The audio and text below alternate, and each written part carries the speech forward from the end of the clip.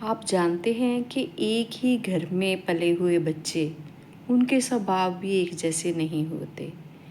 यहाँ तक कि अगर जुड़वां बच्चे हों, उनकी शक्लें तो एक जैसी हो सकती है, पर उनके स्वभाव भी एक जैसे नहीं होते। तो ऐसा हुआ कि एक जंगल में एक राजा अपने कुछ सैनिकों के साथ जा रहा था, क्योंकि राजे को शिकार करने का बहुत शौक था और वो शिकार पर था। थोड़ी दूर जंगल में गया तो उसने देखा कि एक तोता है, डाली पर बैठा है।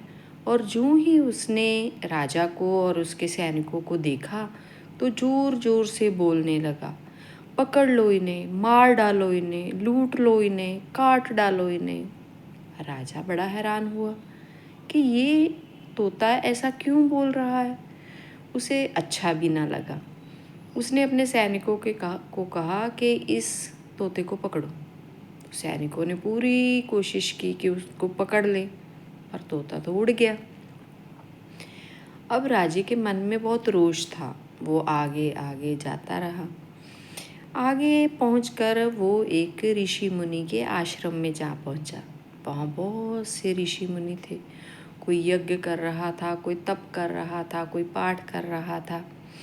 वहाँ पहुँचते ही उसने फिर एक तोता देखा जो डाली पर बैठा था और वो लगातार बोल रहा था, स्वागतम, आइए, पधारिए, विश्राम करिए, बैठिए, स्वागतम। तो जब ऋषि मुनि को पता चला कि ये राजा है और उसके साथ उनके सैनिक हैं, तो उन्होंने जो जैसे उनके पास था खाने की व्यवस्था की। तो इस दौरान राजे ने पूछ ही लिया ऋषि मुनि से कि ये क्या माजरा है।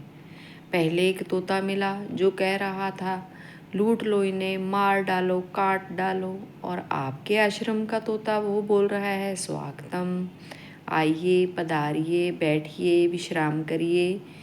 तो ये दोनों दिखने में तो एक जैसे हैं, पर इतना अलग अलग व्यवहार क्यों। तो मुनि ने बोले, ये दोनों एक ही माँ के बच्चे हैं, बस फर्क सिर्फ संगति का है। एक तोता जो है वो लुटेरों के हाथ में लग गया, उन्होंने ही उसे पाला, उनकी संगत में रहा, जो वो बोलते वही सुनता। और दूसरा तोता हमारे पास रहा, हमने उसकी परवरिश की, तो वो यहाँ पर जो सुनता है, जो देखता है, उसकी बोली वैसी है। तो दोनों के स्वभाव इसलिए अलग अलग हैं क्योंकि दोनों की परवरिश अलग अलग जगह पर अलग अलग स्वभाव के लोगों के साथ हुई है। तो ये बात तो ये थी कि संगत का असर होता है, जैसी संगत वैसी रंगत। पर परमात्मा के रंग भी अजीब हैं। अगर एक ही घर में जुड़वां बच्चे हों, उनके स्वभाव भी अलग अलग होते हैं।